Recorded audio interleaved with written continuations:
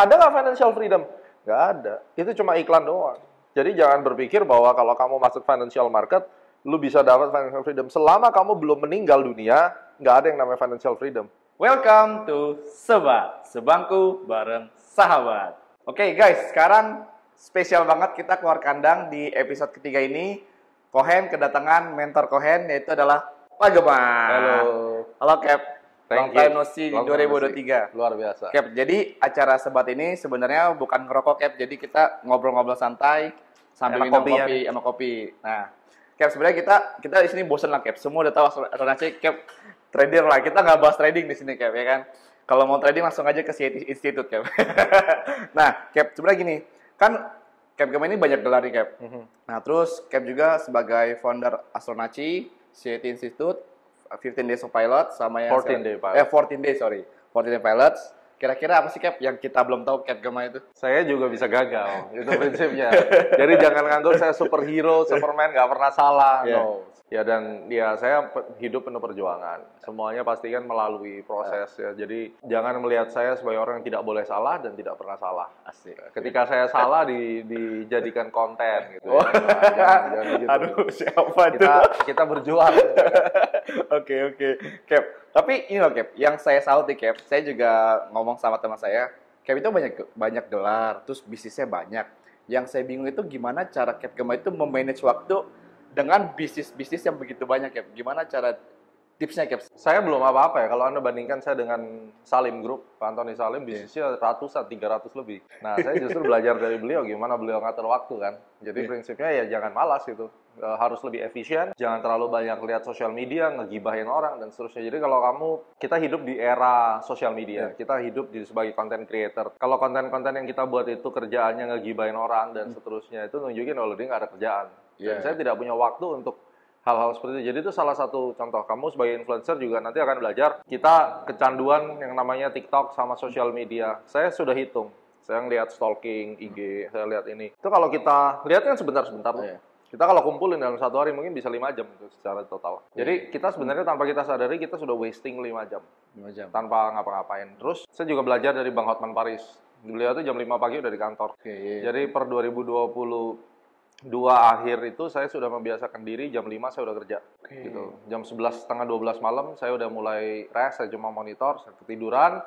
Jam 4 saya bangun, jam 5 udah kerja. Itu cara saya mengatur waktu, jadi sebisa mungkin 24 jam itu sangat efektif. Jadi dalam 1 bulan tuh setidaknya akan ada 1 minggu kita off. Jadi work from anywhere.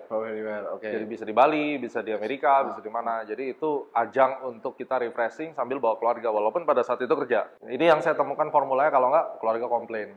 Yang ketiga, Anda mesti punya pengorbanan. Ada orang yang tidak merasa siap berkorban karena ini takes time so much gitu ya. Jadi kalau tidak dapat dukungan dari istri, dari anak, dari semua itu memang susah gitu. Orang tua mendukung gitu, tapi somehow istri belum tentu mendukung dan anak-anak juga belum tentu mendukung. Nah, ini harus terus diberikan pengertian. Jadi memang yang aktif di dunia financial market sih dari sisi keluarga sih rentan kalau tidak diberikan pemahaman. Kalau misalkan kita sekarang nyemplung di dunia financial market, misalkan kita mau trading, apakah trader itu menjadi profesi yang tetap menjanjikan, Cap? Trading itu selalu menjanjikan kapanpun dan dimanapun. Karena memang kan konsep yang diusung adalah kamu bisa jadi tradepreneur dan bisa mengembangkan modal dari pasar modal. Jadi mau dari zaman 100 tahun yang lalu sampai 100 tahun ke depan harusnya masih relevan. Kalau di tengah-tengahnya ada guncangan, ya itu bagian daripada siklus. Jadi harusnya sih masih. Banyak nih, Cap, dengan berita-berita influencer-influencer, Cap, yang katanya 2023 resesi nih, Cap. Kalau saya konfirmasi dengan Bro Tama, dia bilang menurut ekonom katanya 2003 tidak resesi. Tapi dengan YouTube ya Pak Gemma, perlambatan global ekonomi ya Cap ya. Perlambatan ekonomi yang saya udah share di YouTube ya. Ada di YouTube-nya Pak Gemma. Kalau misalkan modal utama untuk menjadi trader nih Cap, sebenarnya pondasinya apa Cap? Apakah sebenarnya modal atau enggak sebenarnya skill atau network atau segala macam Cap? Semua bidang Anda harus tahu apa yang Anda lakukan. Bahasa kasarnya kalau di internasional, you got to know your shit. Kan itu, ya kan? Jadi kalau misalnya kamu nggak ngerti apa-apa, lu masuk mau modal berapapun habis. Jadi kalau sepemahaman saya dari perjalanan saya 15 tahun terakhir, yang pertama adalah kamu harus tahu apa yang kamu lakukan. Kalau kita jalan-jalan, kita udah ketemu sama teman-teman kita di floor, di Chicago, di New York. Saya ada beberapa teman dari mereka knowledge-nya luar biasa gitu. Jadi buat kita pemula, yang saya sangat sarankan adalah memahami literasi keuangan dengan benar. Jadi jangan cuma hanya sekedar mengetahui satu dunia ini, ketemu trader, portofolio mana, jadi kayak kampungan sekali gitu. Coba Anda ketemu sama fund manager di Singapura, tiba-tiba Anda kenalan, Anda salaman, terus, oh ya fund manager, mana portofolio lo? Kalau nggak digampar orang gitu kan. Jadi ini banyak penyesat yang ada di sini. Portofolio misalnya itu kan tidak untuk di sharing ya. Iya, kecuali Anda mau saya manage fund atau gimana gitu loh. Atas dasar apa yuk ketok pintu orang lalu mintain portofolio. Itu bukan nggak etis saja, itu adalah di luar aturan main yang ada di industri ini. Oke. Ya, jadi salah satunya itu. Kita harus tahu cara beretika di market. Etika ini tidak hanya sekedar kita sebagai user, tapi ketika Anda menjadi emiten harus juga tahu etikanya, jangan makan duit rakyat ya misalnya. Terus sebagai penjual juga jangan sampai Anda menjual produk-produk yang jelas ditutup bungkus, dibungkus dengan yang namanya Ponzi dan seterusnya, dan akhirnya kita tahu memakan korban banyak sekali kan. Jadi Indonesia memang masih sangat rentan tentang literasi keuangan, baik kita sebagai user maupun sebagai provider, tidak ada satu aturan atau morality yang jelas, dan itu akan menyebabkan satu ekosistem itu akan rusak, kacau balau. Jadi dimulai dari pemahaman atau pengetahuan kita tentang bagaimana bersikap di financial market, bagaimana kita melakukan transaksi, bagaimana kita menjadi seorang analis misalnya. Itu kan juga ada code of conduct-nya. Saya sebagai analis 4 tahun di sekuritas asing. Saya harus tanda tangan setiap kali saya publish riset, saya tanda tangan bahwa saya tidak boleh front run gitu. Front run dalam arti apa nih, Cap? Beli dulu terus saya publish analisisnya kan. Ya, itu kan kita harus tanda tangan, nggak boleh. Dan OJK juga tidak mengizinkan hal itu gitu. Makanya sekarang kita kalau mau aktif di dunia financial market, ketahuilah aturan mainnya, ketahuilah apa yang Anda beli sebenarnya, dan ketahuilah mekanisme pasar gimana. Harus tahu mekanisme. Dan yang pasti tidak ada yang pasti di sini. 1 tambah 1 bisa 3, bisa 4, besok bisa 5 gitu. Cuma di financial market ya, Kev? Iya, di semua bidang pada dasarnya tidak ada yang pasti, kecuali ya Anda bicara tentang teknis, manufaktur ya mungkin itu pasti. Tapi tetap ada deviation ya kan, listrik tiba-tiba mati. Tentunya kita mesti siap untuk hal-hal yang tidak bisa kita duga, unpredictable, ya itu harus kita siap. Cap ini sebagai ditip adalah cara kaya dari forex sama cara kaya dari saham, Cap. Gimana sih, Cap? Maksudnya orang itu apakah dengan modalnya mereka nabung kah di tiap bulan compounding, atau memang mereka harus punya side hustle, Cap? Sebenarnya modalnya gimana sih, Cap? Benar-benar untuk jadi kaya dari saham dan forex ini. Definisi kaya apa dulu? Kaya itu menurut orang sih berbeda-beda, Cap, sebenarnya kan. Ya, mungkin apa menurut? Rata-rata berlebihan materi, Cap. Uang biasanya. Bagaimana dengan kaya pengetahuan? Itu ya mungkin orang... Kamu CAT batch berapa? Saya CAT batch 26, Cap. 26 ini ada 252 orang. Bener, Cap. Ada yang jadi pengkhianat. Yang ngata-ngatain CAT ilmunya nggak berguna. Siapa mah ada ya? Ada. Ada. Lagi viral. Oh iya. Menurutmu berguna nggak? Menurut saya berguna, Cap. Sangat berguna. Sangat berguna, karena saya bisa tahu time astrologi. Dan kamu masuk paling terakhir kan? Iya. Jalur khusus nelfon. Gue harus masuk nih, udah gue kasih. Masuk kan? Masuk, ya. Untungnya nggak jadi pengkhianat. Berarti kan dalam satu batch jelas. Ada yang pengkhianat, yang ngaco, ada yang berhasil jadi cuan time. Coba bayangin. Jadi ini kan membuktikan bahwa si Eti nggak ngaco kan gitu. Siap. Anda kaya ilmu loh. Terbukti nggak jadi kaya sekarang, saya tanya. Proses, Cap. Kalau punya brand sendiri sekarang. Kalau ilmu, iya. Gara-gara ikut CAT punya brand sendiri. Iya, benar. Anda kaya secara knowledge, udah pasti. Anda punya potensi kaya secara materi melalui cuan time. Setuju kan? Setuju. Itu salah satunya. Anda menjalani nggak loh? Iya, benar. Praktisi juga ya, Cap ya? Nggak ngomong jual ludah berarti ya? Iya. Banyak orang bilang jual ludah. Ya nggak apa-apa ya, selama ludah saya dijual bisa laku kayak burung walet. Ya intinya apa yang saya punya sekarang mereka nggak punya. Apakah bisa orang bilang, mungkin orang lebih kaya dari saya secara materi, tapi secara intelektual berani nggak berdebat sama saya depan umum? Entah satu materi ini misalnya. Itu kekayaan intelektual itu harus di-value. Saya masih ingat waktu saya pertama kali masuk financial market, saya bodohnya luar biasa. Apapun nggak tahu, 2008. Begitu saya masuk, saya pelajari laporan keuangan, saya pelajarin, nggak usah ngomong kayak materi. Secara intelektualitas, Anda bersentuhan dengan astronaci, saya bisa jamin Anda pasti kaya secara intelektual. Itu yang membedakan brand astronaci sama yang lain. Setuju nggak? Setuju, Cap. Ya kan? Jadi, mudah-mudahan turunan daripada astronaci, misalnya cuan time gitu, juga harus memberikan kesempatan orang untuk kaya secara intelektual dulu dong. Baru setelah itu kita bicara cara kaya dari materi. Bagaimana caranya? Ada di kontennya astronaci, orang modal $50 jadi $1.000 $500, $1.600. Iya, iya, lihat itu. Ya kan? Pak Rian Sukatnak misalnya. Apakah itu kaya? Lihat-lihat dulu. Bagi Astronaci, angka $1.600 tidak terlihat sangat besar. Kenapa? Comparing dengan operating cost kita aja udah 1 miliar lebih sebulan. Berarti 1.600 tuh kecil sekali. Benar. Tapi bagi orang yang income-nya satu bulan cuma 2 juta, 3 juta, dapat 1.600 ya langsung jadi kaya kan? Merasa lebih kaya. Jadi it depends seperti yang kamu bilang. Oke. Tergantung skalanya di mana. Tapi kalau kita bicara konsep kaya, itu adalah bagaimana caranya kita punya mesin uang. Jadi Anda punya bisnis jualan kopi, butuh modal nih. Oke. Jangan minjem bank, trading dong atau cari dong dari financial market, tentunya dengan diversifikasi aset. Kita dapat duit dari financial market, kamu dari jualan edukasi atau research, nggak ada salahnya. Benar. John Bollinger pun jualan DVD kok. Coba masuk ke websitenya Bollinger. Iya. Larry William juara trading dunia, satu community sama kita. Jualan mentorship juga. Apa salahnya? Nggak ada salahnya. Benar. Tapi itu bisa membuat kamu jadi kaya selama jangan menyesatkan orang kan gitu. Oke. Dan dengan menyesatkan orang itu bukan berarti hanya karena saya bilang Hendriawan sesat nih, mentor sesat nih. Karena Hendriawan nggak pernah tunjukin portofolionya nih, Hendriawan begini. Itu nggak valid gitu. Selama kamu bisa membangun sesama, sah-sah saja. Yang penting penyesat itu dalam hal ini adalah jelas. Misalnya binary option itu udah jelas-jelas membunuh orang. Iya. Tapi kamu dagang binary option, terus kemudian kamu mencoba menginfluence yang lain-lain ya. Robot trading yang dibungkus dengan ponzi, lalu kamu menghasut ibu rumah tangga, yang awalnya duitnya buat anak sekolah, akhirnya kamu investasi di dunia robot-robot ini, akhirnya nggak bisa ngapa-ngapain. Kasian sih, Bu. Itu sesat. Ya kan? Jadi, kaya itu sekali lagi, bisa. Apakah harus compounding? Kembali masing-masing. Di saham saya compounding. Kalau di future saya dari modal sampah harus jadi besar. Itu kan selalu konsisten saya ajarkan. Modal berapa sampahnya? Misalnya modal buat beli kopi, makan-makan semua 1 juta. Ini taruh 1 juta di sini.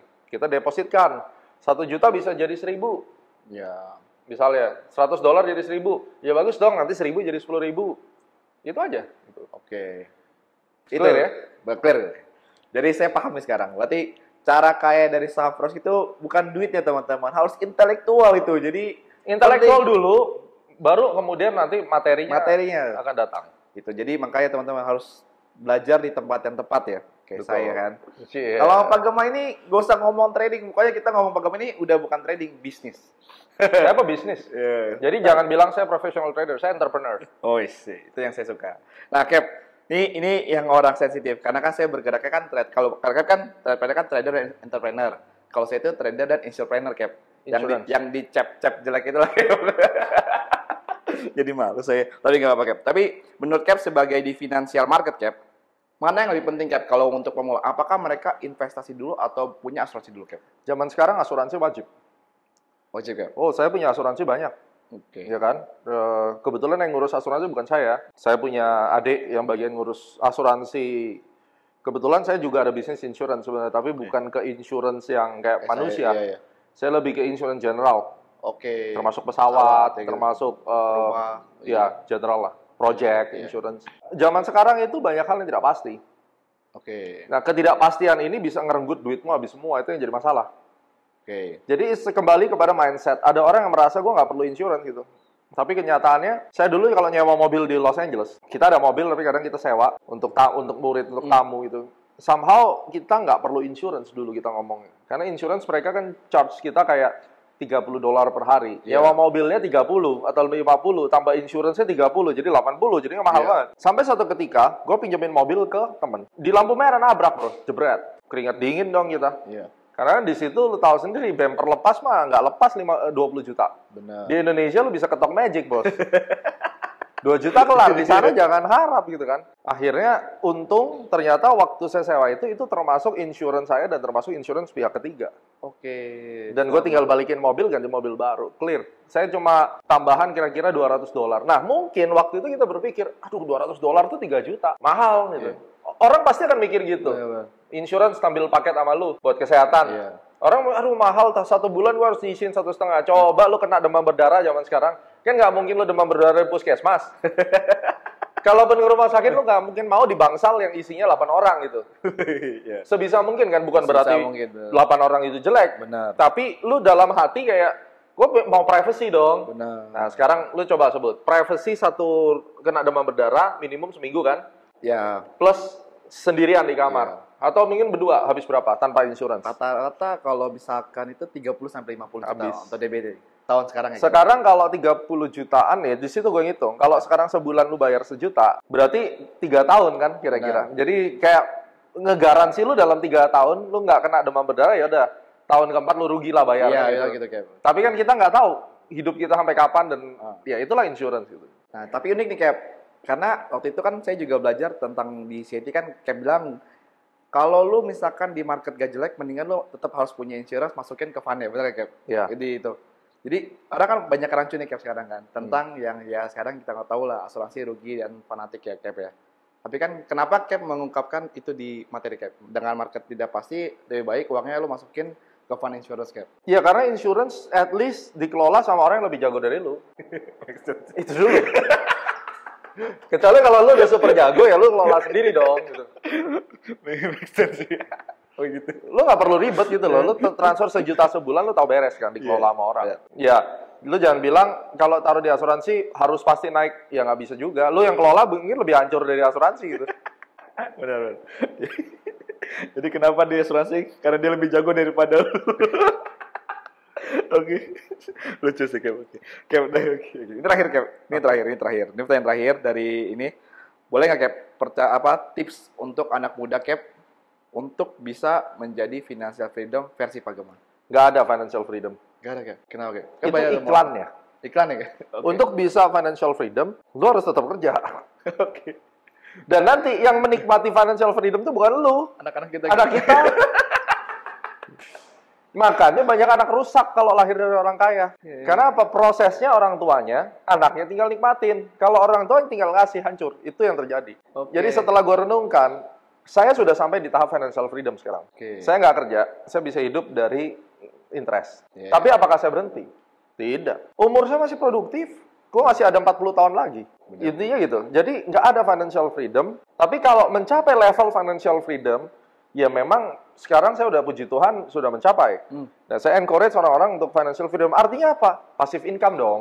Kayak sahabat-sahabat saya kayak Bermanto Tanoko misalnya. Lah hartanya udah triliun, 10 orang terkaya. Kok masih kerja? Kok masih mau IPO lagi? Jadi sebenarnya di mana financial freedom? Dia ngantor nggak coba tanya? Masih ngantor sih. Atung Desem, teman kita juga. Kurang kaya apa? Rumahnya kurang gede apa? Kok masih kerja? Dan kerjanya orang bilang apa? Pak Tung penjual udah, dikatain begitu loh. Kenapa? Karena katanya udah kaya kok masih jual seminar. Iya. Kan? Sempat viral tuh kayak itu. Sempat viral. Iya. Tapi kekayaannya berapa? Udah triliun. Ada nggak financial freedom? Nggak ada. Itu cuma iklan doang. Jadi jangan berpikir bahwa kalau kamu masuk financial market, lu bisa dapat financial freedom. Selama kamu belum meninggal dunia, nggak ada yang namanya financial freedom. Oke. Lu nafas aja bayar sekarang. Kenapa gitu Cap? Kalau gitu. Kenapa nafasnya bayar Cap? Sekarang mati aja bayar. Nafas bayar. Make sense. Iya nggak? Gue nggak bisa bayangin kalau one day bumi ini nggak bisa ditinggalin. Ini kita ngomong gilanya nih. 200 tahun lagi deh, atau 100 tahun lagi. Sekarang Elon Musk sudah mikirin migrasi ke Mars. Sudah mikirin Neuralink transfer. SpaceX bisa mondar-mandir. Gue mau tahu nanti kalau bumi udah nggak bisa ditinggalin, akhirnya kita harus migrate ke planet X atau ke planet mana. Nafas lu bayar, lu pakai oksigen. Kita mungkin udah nggak ada bro. Tapi kan kita bicara harta yang kita buat sekarang kan turun-temurun. So, pesan saya adalah you have to be visionaire. Satu, kamu harus punya hati yang baik. Kaya tanpa hati yang baik, hancur. Jadi Hitler nanti lo orang. Ya kan?